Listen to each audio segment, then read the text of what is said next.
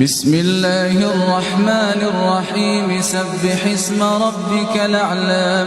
الذي خلق فسوى والذي قدر فهدى والذي أخرج المرعى فجعله غثاء نحوا سنقرئك فلا تنسى إلا ما شاء الله إنه يعلم الجهر وما يخفى ونيسرك لليسرى فذكر إن نفعت الذكرى سيذكر من يخشى ويتجنبها الأشقى الذي يصلى النار الكبرى ثم لا يموت فيها ولا يحيا قد أفلح من تزكى وذكر اسم ربه فصلى بل تؤثرون الحياة الدنيا والآخرة خير وأبقى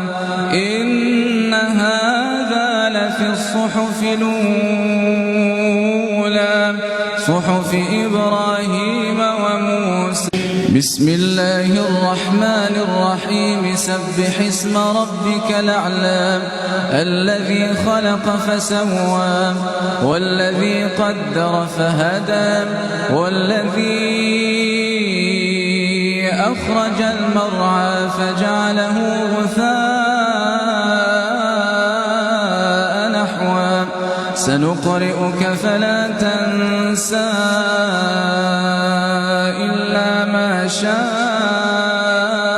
الله إنه يعلم الجهر وما يخفى ونيسرك لليسرى فذكر إن نفعت الذكرى سيذكر من يخشى ويتجنبها الأشقى الذي يصلى النار الكبرى ثم لا يموت فيها ولا يحيا قد أفلح من تزكى وذكر اسم ربه فصلى بل تؤثرون الحياة الدنيا والآخرة خير وأبقى إن هذا لفي الصحف الأولى